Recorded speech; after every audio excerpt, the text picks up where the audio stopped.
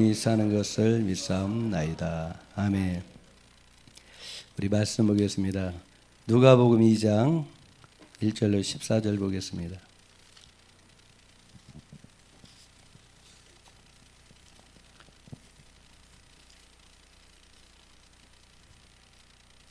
누가복음 2장 1절로 14절.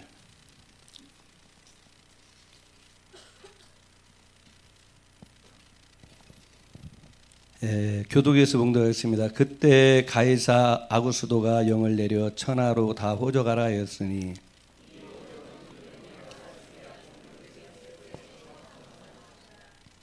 모든 사람이 호적하러 각각 고향으로 돌아가매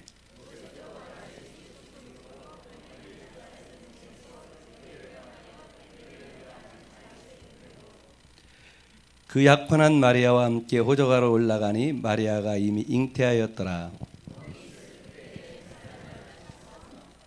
첫 아들을 낳아 강보로 싸서 구에 뒤었으니 이는 여관에 있을 곳이 없음이로라.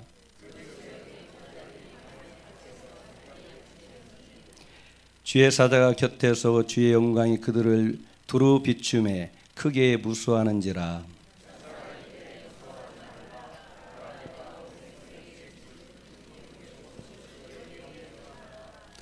오늘 다윗의 동네 너희를 위하여 구주가 나셨으니 곧 그리스도 주시니라.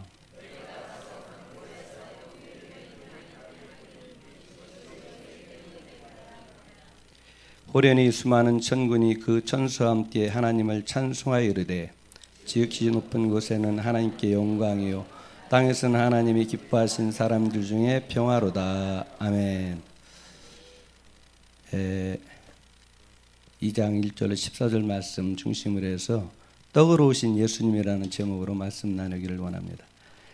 이미 성탄절이 지났으니까는 다 지났는데 무슨 또 성탄 설교를 하는가 그렇게 하실 수도 있겠습니다. 저는 성탄절이 오늘에 왔습니다. 우리가 잘 알고 있는 것처럼 예수님의 탄생은 우연히 이루어진 것이 아니라 이미 뭡니까? 하나님께서 구약에서 예언을 통해서 이사야서를 통해서 미가서를 통해서 말씀하신 것을 볼 수가 있습니다. 예수님께서 오실 수밖에 없었던 것을 우리는 성경을 통해서 너무나 잘 알고 있죠. 에덴 동산에서 아담과 하와가 선악과를 따먹은 그 죄로 인해서 죄의 문제를 해결하기 위해서 하나님께서는 뭡니까? 예수님의 오시는 그 길을 이미 시작하신 것을 우리가 잘 알고 있죠. 예수님께서 오셨습니다. 그러나 그 오시는 그 과정은 그렇게 순탄하지 않았던 것을 볼 수가 있어요. 우리는 너무 쉽게 그것을 생각하지만은 하나님께서 예수님이 오시는 그 길을 보시니까는 얼마나 많은 시간이 걸렸는가, 얼마나 많은 길을 찾아서 또 오셨는가라는 것을 볼 수가 있죠. 오늘 보니까는 마태복음에서 보니까는 예수님의 탄생을 맞이해서 저 동방 박사들이 이제 선물을 가지고 찾아왔던 것을 볼 수가 있어요. 그들도 먼 길을 찾아왔어요. 그러나 예수님은 저와 여러분의 죄의 문제를 해결하기 위해서 더 먼 길을, 더 많은 시간을 투자해서 오셨다라는 것을 우리는 생각해야 되는 거죠. 오늘 우리가 이제 신앙생활 할 때 어떤 문제 때문에 문제가 해결되지 않으면 우리는 고민하고 또 뭡니까? 기도 조금 하다가 안 되면은 낙심하고 좌절하고 그러지 않습니까? 그러나 예수님도 그 오는 길이 굉장히 많은 시간이 걸렸다는 사실이죠. 근데 예수님이 오늘 보니까 저 베들레헴 땅에 오시는데 예수님이 어떻게 오셨는가 보니까는 뭡니까? 예수님도 하늘의 보좌를 버리고 오셨습니다. 할렐루야. 여러분 보좌니까는 뭐 그렇게 대단한가? 그게 아니죠. 창조주가 되신 그분이 신이 되신 분께서 신께서 여러분 육의 옷을 입고 오시는데 여러분 보통 일이 아니잖아요. 걱정이 될까 안 될까요? 전혀 되는 것 같지 않은 남의 일이니까는. 여러분 예수님께서 십자가에 못 박힐 때 고민했습니까? 고민하지 않았습니까? 고민하셨어요. 여러분 하늘의 그곳에서 보좌를 버리고 그래야만 이 땅에 오실 수가 있다라는 거예요. 여러분 대통령 자리에 한번 앉으면은 내려오기 싫어서 여러분 아시잖아요. 얼마나 애쓰는가. 여러분 대통령 자리도 내려올 때가 되면은 내려오기 싫어서 다 싫어하는데 하늘 보좌를 버리고 이 땅에 오시려면은 고민이 될까 안 될까요? 여러분 예수님께서 오실 때 그냥 오신 게 아니에요. 그 좋은 보좌를 버려놓고 이 땅에 오셔야 되는데 이 땅에는 냄새가 나고 더럽고 추하고 죄악이 관용된 세상이잖아요. 이 땅에 오는데 여러분 불편한 게 너무나 많은 거예요. 감수해야 할 것들이 너무나 많은 것이죠. 그런데 우리는 어떤 장점, 어떤 은사를 가지고 있냐면 남의 일에는 무관심하다는 거죠. 남의 일에는. 여러분 예수님이 오시는 과정이 그렇게 순탄한 않아요. 순탄하지 않습니다. 예수님이 이 땅에 오시려니까는 그냥 오시는 게 아니에요. 신으로 오시면 참 좋을 텐데 육의 옷을 입고 오셔야 된다는 사실이에요. 그렇기 때문에 뭡니까? 불편한 거죠. 잘 안 느껴집니까? 여러분 여름에 겨울옷을 입어보면 불편할까 안 불편할까요? 불편해요? 이상한데 안 불편할 것 같은데. 여러분 예수님이 오시는 데 있지 않습니까? 육의 옷을 입고 해야 되는 거예요. 그것도 동정녀 마리아를 통해서 오시는 그 여정이 보통 일이 아닌 거예요. 만만치 않은 것입니다. 예수님이 이 땅에 오시는데 성령으로 잉태됐다고 성경은 말씀하고 있어요.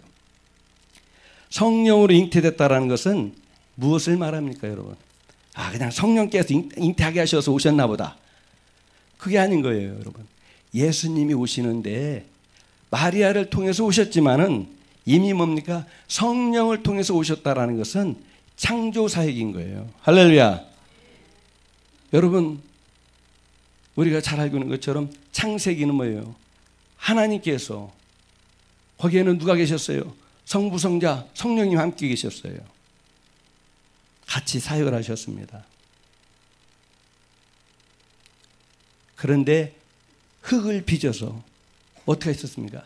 생기를 불어넣었더니 생명이 된지라 그렇게 말했어요. 생기를 불어넣었더니 생명이 됐다고 그랬어요. 그게 아담이었어요.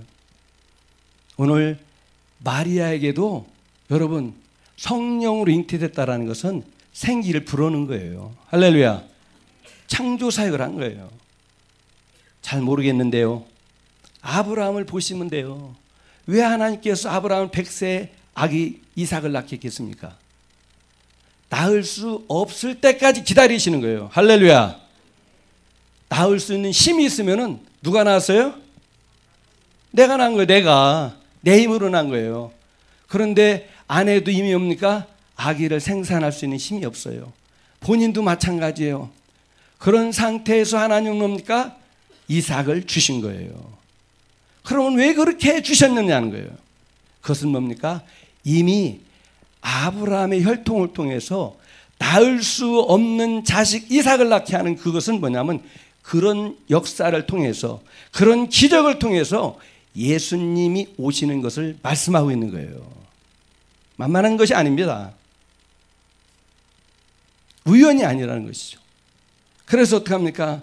이미 누가복음 4장 18절에 또 이렇게 말씀하고 있어요. 사가라가 내가 나이 늙고 자기 아내도 늙었대요. 아이를 가질 만한 힘이 없었대요. 그런데도 뭡니까? 누구를 낳았어요? 세례 요한을 낳은 거예요, 여러분.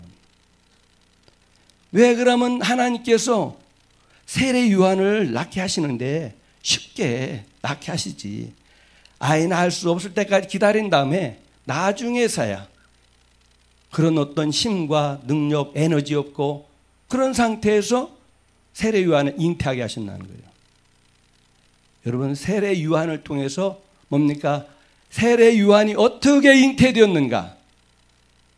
그것을 통해서 예수님이 어떻게 잉태되는가를 미리 보여주고 있는 거예요. 할렐루야. 성경은 미리미리 알려주는 게 참 많이 있어요. 예표, 징조를 말하는 것이 너무나 많이 있어요. 그런데 우리는 그런 것을 별로 그렇게 대수롭지 않게 생각하죠. 여러분 하나님께서 일하실 때 그냥 일하는 법이 없어요. 반드시 미리 보여줘요. 어떻게 보여줍니까? 환상과 꿈과 계시로 보여주는 거예요. 보여준다니까요. 하나님은 무지막지한 하나님이 아니에요. 반드시 미리 알려줘요. 그래서 피할 길을 예비하시고 해야 할 일을 하게 하시는 하나님인 것입니다. 오늘 이 대목입니까? 하나님께서는 예수님을 이 땅에 보내시는데 이렇게 뭡니까? 마리아를 통해서 오게 하시는데 바로 뭡니까? 예수님이 어떻게 오셨어요? 육의 옷을 입고 오신 거예요. 신이 되시는 그분께서 육의 옷을 입고 오는 거예요. 좀 전에 말씀드린 것처럼 여러분, 육의 옷이라는 것이 우리는 육적인 존재니까는 별 문제가 없지만은 신적인 그분께서 육의 옷을 입었을 때 얼마나 불편할까 생각해 보셨습니까? 너무너무 우리는 당연시 여기잖아요. 그게 나하고 무슨 상관이 있는가? 그렇지 않습니다, 여러분. 생각해 보세요. 여름에 겨울옷 입어보세요. 얼마나 불편한가? 감이 좀 옵니까? 여러분, 그분께서는 신이 되시는 분이 육의 옷을 입고 오셨다니까는요. 육의 옷을 입으니까 얼마나 불편하겠습니까? 영적인 존재일 때는 맘 놓고 4차원, 5차원의 세계를 다니시는데 육의 옷을 입는 순간 모든 것이 뭡니까? 갇히는 거예요. 제한되는 거예요. 불편한 것입니다. 어설픈 것입니다. 육의 옷을 입고 산다는 게 얼마나 불편하겠습니까? 그것도 주님은 어떻게 합니까? 아기 예수로 오셨어요. 그런데 그 주님께서 성경은 뭐라고 그랬습니까? 예수님은 떡이라고 말씀하셨어요. 그런데 떡이 되시는 그분께서 베들레헴 떡집으로 오셔서 이제 뭡니까? 말구에 누우시는 거죠.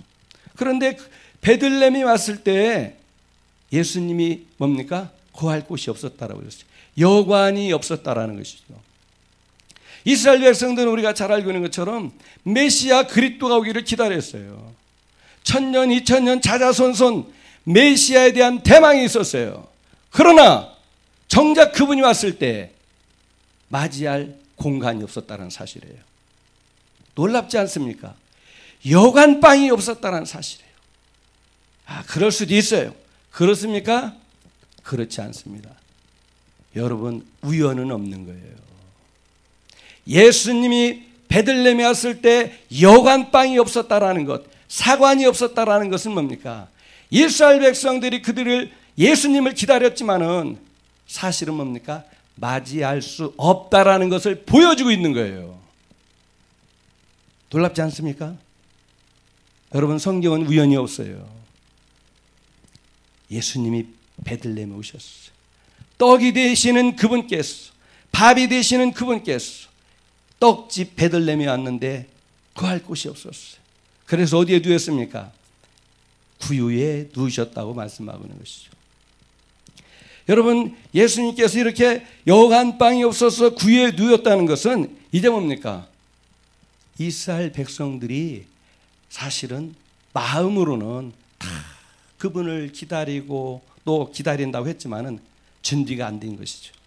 그래서 주님이 오셨을 때 뭐라고 그랬습니까? 요한복음 1장 11절을 보니까는 자기 땅에 오매 자기 백성이 영접하지 아니했다라고 말씀하고 있는 것입니다. 놀랍지 않습니까? 자기 땅에 자기 백성에게 왔는데 영접하지 않았어요. 예수님의 땅이라는 거예요. 예수님의 백성이라는 거예요. 그런데 맞이하는 사람이 없었어요. 있을 곳이 없었어요. 누울 곳이 없었어요. 해산할 장소가 없었어요. 그런데 뭡니까? 왜 그렇게 되냐는 거죠. 그들은 자자손손 그리스도에 대한 대망을 가지고 있었어요. 기다리고 있었어요. 그러나 정작 오셨을 때는 맞이할 수가 없었다라는 것이죠. 성경은 이것을 말하고 있는 것이죠. 성경이 어려운 것이 바로 이런 거죠. 우리는 기다리는데도 그게 잘 안 될 때가 너무나 많다라는 거죠. 떡이 되시는 예수님께서 떡집에 왔는데 자기 백성들은 영접하지 않았어요. 왜 자기 백성이라고 했습니까? 여러분, 예수님께서는 가나안 땅에 오시기 위해서 벌써 준비했어요. 2000년, 3000년부터. 언제부터 준비했습니까? 아브라함 때부터 준비한 거예요. 할렐루야. 그 전부터 한다면 창세기 3장 15절부터 준비한 거예요. 그분은 오시기를 준비했어요. 그래서 아브라함을 불러서 가나안 땅에다가 제일 먼저 뭡니까? 등기부 등본을 뭡니까? 등록하게 하신 거예요. 누구 것으로요? 아브라함 땅이지만 사실은 어떻게 해요? 하나님 거예요. 하나님이 아브라함에게 맡긴 거예요. 맡긴 거. 주님이 오실 땅을 맡긴 거예요, 여러분. 우리는 문자적으로만 보니까 문제죠. 사실은 그렇지 않습니다. 성경이 말하고 있잖아요. 자기 땅에 오면 자기 백성이 영접하지 않았다는, 자기 땅이 왔다라는 거예요. 누가 말했습니까? 예수님 말씀하는 거예요. 제가 틀린 말 합니까? 아브라함에게 가나안 땅을 맡기신 거예요. 준비하신 것입니다. 수천 년이 지나가는 동안 이스라엘 백성들은 기다렸어요. 대망했습니다. 그러나 정작 그분이 오셨을 때는 맞이할 장소가 없었어요. 이것은 무엇을 말합니까? 맞이할 수 있는 마음이 없었다라는 것이죠. 맞이할 수 있는 그런 가슴이 없었다라는 것이죠. 예수님께서 뭐라고 했습니까? 인자가 머리 둘 곳이 없다고 그랬어요. 머리 둘 곳이. 여러분, 오늘 말 구에 두셨어요. 말이라고는 없지만 구에 두셨어요. 구에 넣었다라는 게 뭡니까, 여러분? 짐승의 밥통 아닙니까? 그것은 무엇을 말하냐면 예수님께서 머리 둘 곳이 없다라는 거예요. 머리 둘 곳이 없다라는 건 뭡니까? 가슴에 자리 잡을 수가 없다라는 거예요. 저와 여러분의 가슴에 예수님께서 우리 가슴에 자리 잡고 있어야 되는데, 왕으로 오셔야 되는데 우리 가슴에서, 우리의 심령에서 예수님을 왕으로 모시지 않는 거죠. 이스라엘 백성들도 믿음으로는 말로는 열심히 대망했지만은 사실 그분이 오셨을 때 그들의 가슴은 주님을 맞이할 수 있는 가슴이 없었다라는 것이죠. 그게 바로 뭡니까? 여관인 것이고, 그게 뭡니까? 구유 사건인 것입니다. 여러분, 예수님 왜 구유에 놓으셨습니까? 이 구유는 뭡니까? 십자가를 말하는 거예요. 아, 무슨 구유가 십자가입니까? 여러분, 구유는 뭡니까? 밥통인 것입니다. 짐승의 밥통인 것입니다. 짐승 같은 이 세상에 오셔서 짐승 같은 인간들을 향해서 뭡니까? 그분이 밥으로 오신 거예요. 떡으로 오신 것입니다. 왜 떡으로 오셨습니까? 짐승 같은 저와 여러분을 위해서 죄악된 세상에 오셔서 뭡니까? 생명을 주시기 위해서 떡으로 오신 줄 믿습니다. 밥을 먹여야 육이 사는 거죠. 밥을. 그렇지 않습니까? 우리는 밥을 먹여야 육이 사는 거예요. 저녁들 잘 드셨습니까? 저녁 한 끼만 안 먹어봐요. 배에서 금방 전화, 무전이 온다니까요. 어이 주인 양반 뭐 하냐고. 때가 됐는데 그렇게 둔해서 어떻게 되냐고. 빨리 밥 달라고. 전화하잖아요. 전화. 뭔 소린가? 에? 전화 안 받아보셨나 봐. 잘. 밥통에서 전화하는 소리 안 들어보셨습니까? 여러분, 예수님께서 구유에 누웠다라는 건 뭡니까? 바로 십자가예요. 그 구유에서 뭡니까? 당신의 몸을 다 드리겠다라는 거예요. 그래서 요한복음 6장에 뭐라고 그랬습니까? 내가 곧 생명의 떡이라고 그랬어요. 요한복음 6장은 떡장. 배고픈 신부는 6장을 먹으면 돼요. 떡이 너무나 많아요. 떡자가 몇 개나 보니까 21 써 있더라고요. 배고픈 신부는 요한복음 6장 먹으면 돼요. 밥 먹으러 안 가도 된다니까요. 그런데 뭡니까? 예수님께서 뭐라고 했어요? 나는 생명의 떡이라는 거예요. 이는 하늘에서 내려온 떡이니 사람으로 하여금 먹고 죽지 아니하게 하는 것이라고 말씀하고 있는 것입니다. 이스라엘 백성들은 예전에 광야에서 만나의 떡을 먹었어요. 그 만나의 떡을 먹은 사람은 다 죽었어요. 그러나 뭡니까? 당신이 살아계신 떡으로 오셨을 때 그 떡을 먹는 자는 생명의 떡이 되는 거고 영생의 떡이 되어서 영생하는 자가 된다는 것이죠. 죽지 않는다라는 것입니다. 그래서 요한복음 6장 51절에 그랬어요. 나는 하늘에서 내려온 살아있는 떡이니 사람이 이 떡을 먹으면 영생하리라. 내가 줄 떡은 곧 세상의 생명을 위한 내 살이니라. 그렇게 말씀했어요. 살이래요. 살. 구유에 두신 분이 뭡니까? 지금 떡이라는 거죠. 살이라는 것이죠. 여러분, 예수님께서 십자가에서 달리기 전에 채찍질 당할 때 뭡니까? 살점이 떨어져 나오고 피가 나오고, 그러면서 뭐라고 했습니까? 이는 내 살이요. 살 보고 떡이라고 그랬고, 피는 뭐라고 했습니까? 내 음료라고 그랬어요. 이것을 먹어야만이 산다는 거예요. 영생한다고 말씀하신 것입니다. 그러므로 뭡니까? 말구유는 십자가인 거예요. 십자가인 겁니다. 이미 예수님께서는 뭐예요? 말구유를 통해서 십자가에서 죽을 것을 예표하고 있는 거예요. 보여주고 있는 것임을 볼 수가 있어요. 우리는 그냥 있을 곳이 없어서, 여관이 없어서, 누울 곳이 없어서 구유에 누웠다, 이렇게 생각할 텐데, 그러나 성경을 풀어보면 그렇지 않아요. 오늘 여러분, 성탄은 지났다고 그랬으니까는 지난 것이 아닙니다. 마리아는 뭡니까? 예수님을 잉태했어요. 그러면 마리아가 예수님을 잉태했는데 저와 여러분은 무엇을 잉태하겠습니까? 저와 여러분도 잉태해야 되지 않겠습니까? 마리아는 예수님을 잉태했어요. 저와 여러분도 잉태해야 되는 거예요. 할렐루야. 십자가의 복음을 통해서 잉태하는 자가 되는 거예요. 그것이 바로 뭡니까? 오늘 말구유 사건인 거예요. 예수님께서 어떻게 했습니까? 이제 말구유를 통해서 짐승 같은 인간들을 향해서 자기의 모든 것을 내어드리는 것을 구유를 통해서 말씀하고 있는 거예요. 여러분, 구유는 짐승의 밥통인 것이죠. 그런 그 밥통에 누워서 이 죄악된 죄 많은 인간들을 향해서 다 드리는 것입니다. 그 당신을 먹고 우리는 뭡니까? 살아야 된다는 것이죠. 영생을 해야 된다는 것이죠. 이것은 무엇을 말합니까? 우리가 이제 우리도 예수님을 잉태하는 자가 되어야 된다는 거예요. 여러분, 복음은, 십자가는 분배인 것입니다. 분배인 것입니다. 나누는 것입니다. 여러분, 은사 받기를 원하잖아요. 은사. 뭐 받대? 뭐 받대? 받대. 네? 그것도 중요한 거예요. 보야죠. 안 보면 큰일 나죠. 그러나 중요한 건 뭡니까? 보는 신앙이 머무르면 안 되는 거예요. 보는 신앙이 머무르면 안 되는 거예요. 그 다음에가 중요한 것이죠.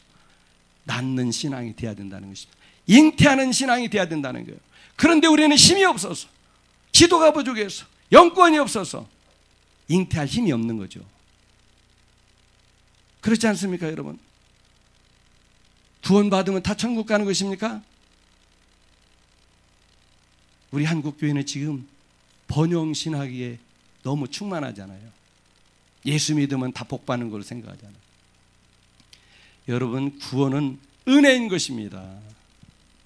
구원은 은혜인 거예요. 값없이 주어지는 거예요. 그러나 그 다음에는 뭡니까? 대가를 지불하는 거예요. 교회 와서 복 주시옵소서만 하는 것이 아닙니다. 잉태하는 신앙으로 바꿔져야 돼요. 해산하는 신앙으로 바꿔져야 되는 것입니다. 그래서 뭡니까? 말구유, 우리 구유에 누여져야 되는 거예요. 저와 여러분이 누여져야 되는 거예요. 누여진다는 게 뭡니까? 십자가를 짊어지는 거죠. 그게 십자가예요, 여러분. 구유에 누였다라는 것은 죽음을 말하는 거예요. 십자가를 지는 거예요. 오늘 여러분, 십자가 지기 얼마나 힘든 거 아시잖아요. 여러분, 교회 안에 들어와서 이제 예수 믿고 기도하고 그러면 다 복 받는다고 막 그렇게 하잖아요. 전도할 때도 믿어봐, 교회 나오면 돼, 다 복 받아. 나와서 보니까 별로 복 받는 것도 없어. 어떤 사람은 교회 나왔더니 사업이 쫄딱 망했어. 그거 어떻게 해석할 겁니까, 여러분? 복 받는다고 왔는데 교회 와가지고 사업하는 게 다 망했어요. 난 그런 사람 봤어요. 네? 여러분, 우리가 정립되지 않으면 뭡니까? 그런 사람 답을 줄 게 별로 없는 거예요. 십자가에 보면 값싼 것이 아닌 것입니다. 오늘 우리가 이제 성탄절을 연례 행사가 아닌 것입니다. 우리가 무엇을 잉태할 것인가? 각자가 다 다릅니다. 우리는 다시 한번 잉태하려는 믿음이 필요한 거예요. 기도가 필요한 거예요. 영적 전쟁을 해야 되는 것이죠. 그래서 뭡니까? 잉태를 해야 되는 거예요. 힘이 없으면은 주님 앞에 기도하고 도움을 구해야 되는 거예요. 그래서 뭡니까? 이 성탄절을 맞이해서 우리도 뭔가 말구유에 누일 것이 있어야 된다는 것이죠. 아기 예수님만 누이는 것입니까? 저와 여러분 누울 게 뭐 있습니까? 누워놓을 것이. 대가를 지불한 것이 없는데. 십자가 없는 우리는 복 받으려고 얼마나 많이 했습니까? 십자가 없이, 고난 없이 우리는 복 받기를 너무 좋아하는 사람들 많이 봤어요. 교회 안에서 와서도 조금만 뭐 하면 뭡니까? 이제 자리 싸움하고. 여러분 높아지려고 하는 거 얼마나 좋아합니까, 여러분들? 그러나 예수님은 철저히 낮아진 길을 오셨어요. 보좌를 버리고 낮고 낮은 땅에 오셨어요. 그분은 뭡니까? 가장 낮은 곳 구유에 누우셨어요. 그러면서 뭡니까? 그의 모든 것을 다 드린 거예요.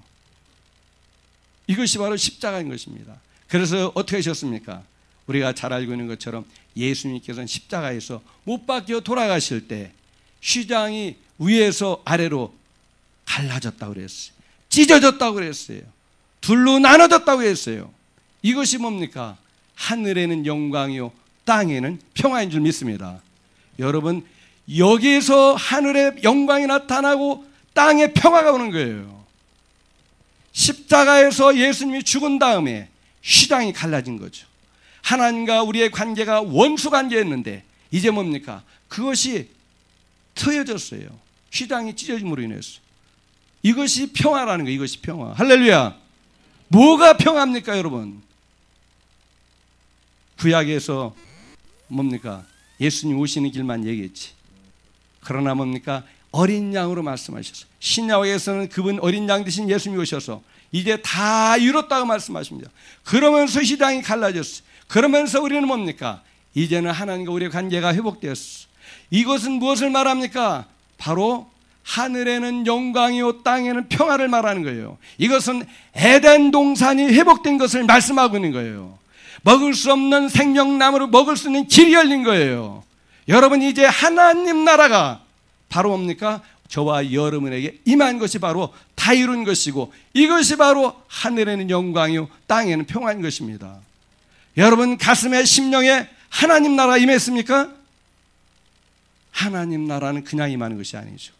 십자가에서 죽은 다음에 하나님 나라 천국이 임하는 것이죠. 여러분 날마다 죽어져서 날마다 천국이 임하는 은혜가 있기를 주님으로 축원드리겠습니다. 기도합니다. 아버지 하나님 은혜와 사랑을 감사합니다. 연례 행사처럼 우리는 아버지 성탄절을 맞이해서 아버지 하나님 주여 휘황찬란한 추리 속에 우리의 신앙이 파묻힐 때가 얼마나 많았습니까? 하나님 우리가 다시 한번 아버지 진리의 띠를 통해 도와주시고 우리의 신앙을 다시 한번 아버지의 십자가를 통해서 바라보게 도와주시고 우리의 잘못된 그런 모든 신앙들이 다시 한번 새로워지게 도와주시고 심기일전하여서 새해를 맞이하면서 그리스도 예수를 잉태하는 믿음의 십자가 군병 되게 도와주시옵소서. 예수님으로 감사